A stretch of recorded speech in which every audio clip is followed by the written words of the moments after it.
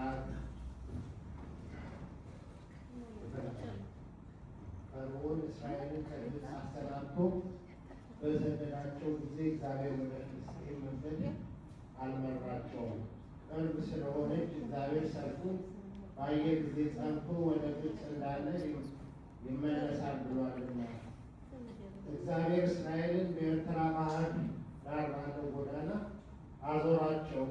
የእስራኤል ልጆችም በአምስተኛው ትውልድ ከግብፅ ወጡ። ዮሴፍም እስራኤልን እግዚአብሔር በረድኤት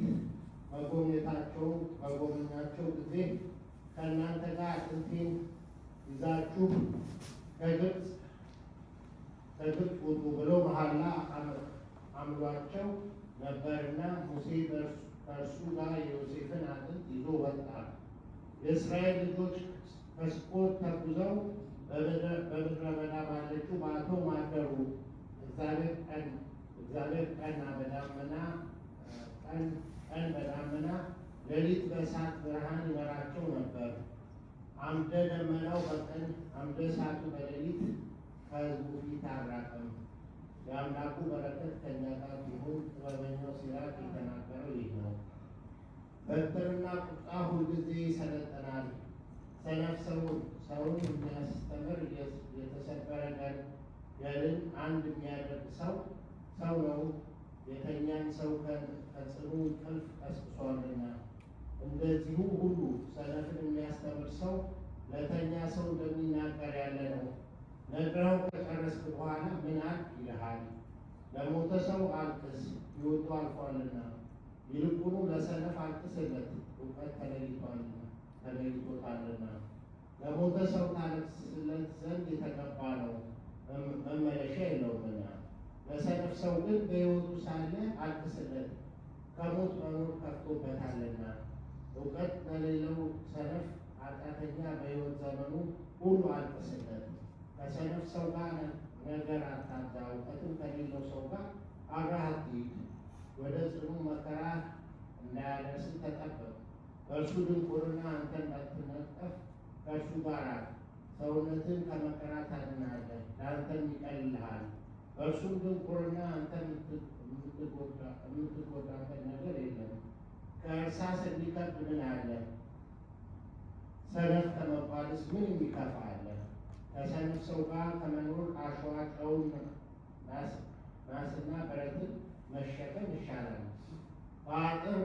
በአጥርና በቅጥር መካከል የተናገረና ያማረ ይሮ ቅርጹም ተናውጦ ቢወድቅ አብሮ እንዳይወድቅ ማገሩ እንዳይፈታ፣ እንደዚሁ በእውቀት በጸና ሰው ልቦና ያለ የብልህ ሰው ምክር ጽኑ ነው፣ ጽናቱም ለዘላለም አይፈታም።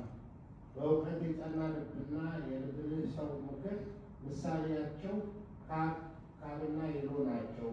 በግድግዳ ላይ ያለ የአሸዋ መልክ እንዲፈተረክ በንፋስም ፊት ያለ ገለባ ነፋስ ሲመጣ እንዲበተን፣ እንደዚሁ ሁሉ የሰነፍ ሰው ሀሳብ የሰደበው ሰው ቢኖር ቆሞ እንደማያወጣ እንደ ፈሪ ሰው ልብ ነው። በረከተኛው ከእኛ ጋር ለዘላለሙ ይሁን። አባቶቻችን ሐዋርያት ከጻፉት ከ10 መጽሐፍ የተገኘ። በአራተኛው ቀን በእንጨት መስቀል ሰቅለው ሲገድሉት ለሞት አሳልፈው የሰጡት ዘንድ ምክርን ፈጸሙ። ይሁዳም ይህን ምክራቸውን አወቀ፣ ሌባ ነበርና። ከዚያችን ቀን ጀምሮ ሰይጣን በገንዘብ ፍቅር አጠመደው። እርሱም የምድያም ሰዓቱ ቁልፍ ጠባቂ ነበርና፣ ከውስጡም የድሆችን ገንዘብ ይሰርቅ ነበርና። ይህ ሁሉ ሰርቶ ሳለ ጌታችን አላባረረውም፣ የልቡን ክፋት ያውቅ ነበርና። ወደ ፍርድ አደባባይ እንደሚወስዷቸው መከራ ስለሚያጸኗቸው ሰማዕታት፣ ስለ በዓላት፣ ስለ ፋሲካ የሚናገር አንቀጽ። በጌታችን በኢየሱስ ክርስቶስ ስም በቀናች ሃይማኖት ስለ ጸና ስለ እግዚአብሔር ፍቅር ወደ አላውያን ፍርድ አደባባይ ለመገደል ወይም ለስደት ወይም ለእስራት ወይም ለአራዊት ሊሰጡት የሚወስዱት ክርስቲያን ቢኖር ከእርሱ ፊታችሁን አትመልሱ። ከገንዘባችሁ ወዛችሁን አንጠፍጥፋችሁ ካገኛችሁት ስንቃቸውንና ምግባችሁን ላኩ እንጂ። ዳግመኛ ስቃይ እንዳይጸናባቸው ለሚጠብቋችሁ ዘበኞች ምግባቸውን ስጧቸው። ስለ ፈጣሪያችን ስለ እግዚአብሔር ስም ወደ ፍርድ አደባባይ የተወሰደውን ክርስቲያናዊ ወንድሞችን አትጣሉ።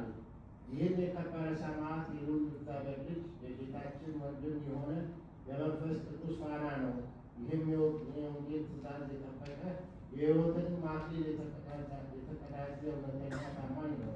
ስለ ጌታችን ኢየሱስ ክርስቶስ መከራ የሚመሰክር በከበረ ደሙ የተወዳጀ ነው። የአባቶች ሃይማኖት የእስክንድርያው ሊቀ ጳጳሳት ቅዱስ አባ ቆዝሞስ ወደ አንጾኪያው ሊቀ ጳጳሳት ወደ አባ ዮሐንስ በላኮ መልእክቱ እንዲህ አለ። በቅድም ፍጡር ላይ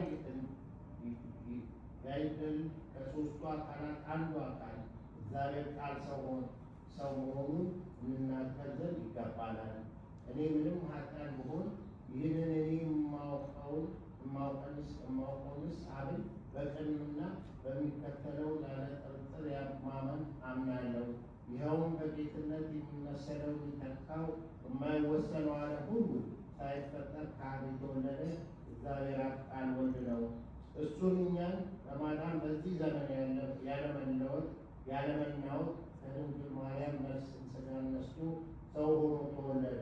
ዘመኑ በደረሰ ጊዜም እግዚአብሔር ልጁን ላከ፣ ከድንግልም ተወለደ ብሎ ንጹሕ ቅዱስ ጳውሎስ እንዳስተማረ ከእኛ ጋር ታየ። በመለኮት የእግዚአብሔር ልጅ የባህሪ ልጅ በሥጋ የሰው የአብርሃም ዳዊት ልጅ የሆነ አምላክ ነው። ለዚህ ለአንድ ለወልድ አንዱ የሚሰግድለት አንዱ ሌላውን የማይሰግድለት ሁለት ባህርያት አሉት የምንል አይደለንም። ሰው የሆነ እግዚአብሔር አካላዊ ቃል እንደ ባህሪ ነው እንጂ ከሥጋው ጋር አንድ ስግደት ይሰገድለታል። ይህንንም ነገር ሐዋርያትን የመሰለ ትምህርቱ ሁሉ የታወቀለት አትናቴዎስ አንዱ ከእግዚአብሔር የተወለደ በእውነት የሚሰግዱለት አንዱ ከማርያም የተወለደ በጸጋ እግዚአብሔር ልጅ የሆነ የማይሰገድለት ሩቅ ብእሲ ነው ተብሎ የሚከፈል ሁለት ባህርያት ያሉት አይደለም ብሎ ተናገረ። ነገር ግን እርሱ ከእግዚአብሔር የተወለደ አምላክ ነው ብለን እንደተናገርን ከእግዚአብሔር የተወለደ አምላክ ነው። በኋላ ዘመን ከቅድስት ድንግል ማርያም የተወለደው ሌላ አይደለም።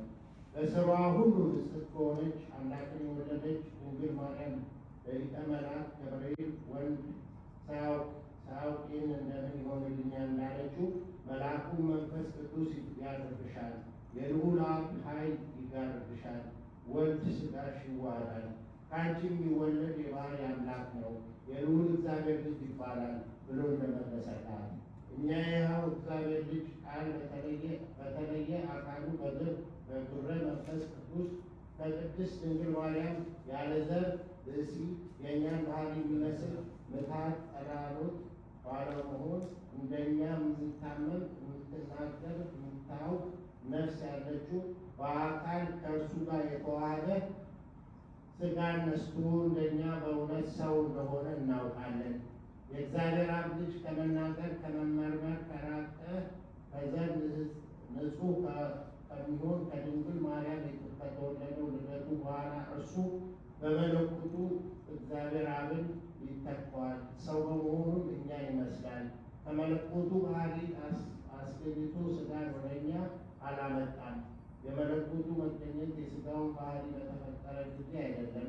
ታምራት ስለማድረግ መከራ ስለመቀበል የተናገረው ነገር ሁሉ ለመለኮቱ ለትስብእቱ የሚስማማ የእርሱ ገንዘብ እንደሆነ እንናገራለን።